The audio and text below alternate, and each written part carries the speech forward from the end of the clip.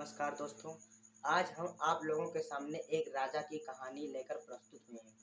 दोस्तों, एक राज्य में एक राजा रहता था और वो अपने पूरे राज्य में ढिंढोरा पिटवा दिया कि जो हमारे प्रश्न का उत्तर देगा उसे 5,000 स्वर्ण मुद्राएं दी जाएगी और जो हमारे प्रश्न का उत्तर नहीं दे पाएगा उसकी दोनों हाथ काट कर और भेज दिया जाएगा।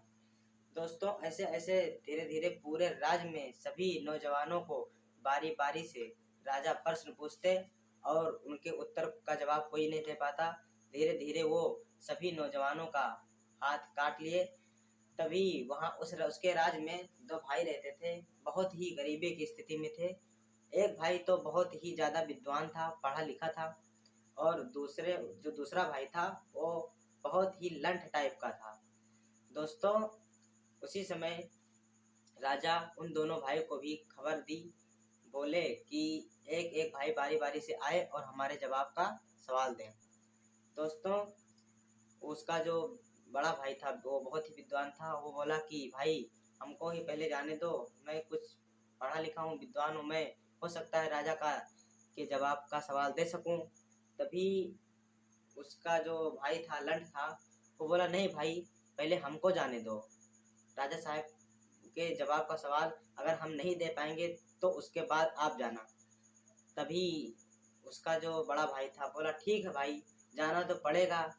तभी वो जो लंठ था उसका भाई वो गया राजा साहब के पास और आराम से उसके सामने बैठ गया और बोला राजा साहब आप प्रश्न कीजिए, मैं आपके जवाब का सवाल दूंगा। तभी राजा साहब बोले कि बोलो कि राम के पिता का क्या नाम था। तो वो बोला कि राजा साहब राम के पिता का नाम तो दशरथ था। तभी उसने बोले कि दशरथ जी के पिता का जी का क्या नाम था।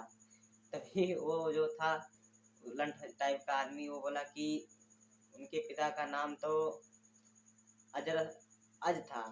तो कहीं अज के पिता का क्या नाम था। तो बोला कि अज के पिता का तो नाम 11 रथ था। तो कहीं 11 रथ के पिता का क्या नाम था। तो वो धीरे धीरे धीरे धीरे कई रथ तक पहुंचा दिया। तभी राजा साहब बोले कि अबे साले, क्या इसके आगे 11 रथ 12 रथ गिना रहा है और उसका नाम क्या यही था। तभी राजा साहब बोले वो कि ये तुम झूठ बोल रहे हो। तो जो लंठ था टाइप का आदमी था वो बोला कि राजा साहब आप प्रश्न कीजिए, आपको केवल प्रश्न का उत्तर चाहिए। तभी वो राजा साहब समझ गए कि ये व्यक्ति बहुत ही होनहार है और बहुत ही चतुर और चालाक है। तभी उसका जो भाई था लंठ टाइप का, उसको 5,000 स्वर्ण की मुद्राएं मिल गई और राजा साहब को उनका जवाब मिल गया। दोस्तों, कहते हैं कि कभी कभी पढ़े लिखे से लंठ भी अच्छा निकल सकता है। ठीक है, वहीं पर अपना वीडियो स्टॉप करते हैं। अगला वीडियो अगले स्टेप में मिलेंगे। जय हिंद, जय भारत।